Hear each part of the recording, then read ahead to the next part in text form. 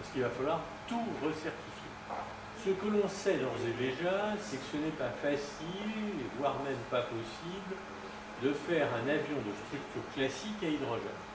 Il faut aussi imaginer probablement de nouveaux aéroports, peut-être que les réservoirs à moins 253 degrés qui contiendront l'hydrogène liquide, on ne va pas les mettre dans l'aérogare, que les enveloppes, que nous avons d'ailleurs dans cette exposition une bande dessinée de Tesson qui explique ce que pourrait être un aéronef à hydrogène et le fait qu'au fond c'est un véhicule routier qui est porté par une enveloppe et quand je me pose, je laisse le véhicule routier aller déposer ses passagers où il veut et j'emmène l'enveloppe et tout ça avec un tracteur et un réservoir d'hydrogène liquide dans un coin du terrain où il ne se passe rien et où il n'y a pas de gens non certifiés. Donc on a quand même le sentiment, alors 200 milliards ça peut paraître énorme, il faudra 30 à 40 ans, donc ça sera des accords intergouvernementaux, ça se dépensera comme dans tous les projets d'industrialisation selon une règle 1-3-10, c'est-à-dire que les premiers 10 ans, il faudra, mettons 15 milliards, le deuxième 10 ans 45 milliards et puis 140 milliards pour la suite, pour industrialiser, modifier les aéroports, etc. Et je pense que dans la décennie d'avant, celle dans laquelle nous sommes aujourd'hui, on va bricoler en cherchant des formules. Donc Voliris, c'est pour le moment une proposition de formule et surtout un effort de sensibilisation du monde de l'aéronautique dont certains pensent que on fera du pétrole synthétique et tant qu'il y aura du pétrole, on le mettra dans les avions. C'est probablement vrai. Mais supposons qu'un jour il n'y ait plus de pétrole ou qu'un jour il n'y ait plus d'acceptabilité sociale du pétrole parce qu'on dit que de toute façon, si ce pétrole synthétique ou pas est fait, il produira du CO2. Je pense qu'il est temps de commencer à réfléchir et à avoir sous la main une alternative.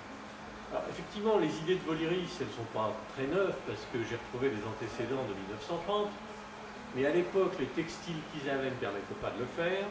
Les degrés de certification, on n'avait pas de pile à combustible, il y avait beaucoup de choses qui n'existaient pas. Donc je pense que reposer le problème aujourd'hui en essayant d'exciter un certain nombre de bons esprits et d'ingénieurs pour dire, bah écoutez, il y a probablement quelque chose, et puis c'est fascinant, parce que c'est fascinant pour les ingénieurs aéronautiques, parce que, au fond, pour une fois, on peut réinventer quelque chose. On n'en est pas en train de chercher 10% de gain en mettant des winglettes, d'améliorer les températures de combustion, d'augmenter le taux de dilution. Ça, c'est passionnant, mais c'est de la technologie. Là, on est face à un système où il faut réimaginer quelque chose, où on est sur la page blanche, on peut faire ce qu'on veut, et on a la chance en France, grâce à cette réglementation ULM amateur, de pouvoir faire un certain nombre de choses qui vont nous permettre peut-être de trouver un jour une voie qui sera généralisable. Parce que tout ce qu'on voit en ce moment, ce sont soit des ULM qui volent avec un passager, une bouteille d'hydrogène comprimé, une pile à combustible et un moteur, c'est généralement ça, soit des avions avec des cellules photoélectriques, mais il n'y a rien qui aujourd'hui soit extrapolable pour remplacer la 380. Nous ne l'aurons pas, ce n'est pas cette technologie-là qu'on utilise. On n'a pas encore trouvé la bonne solution.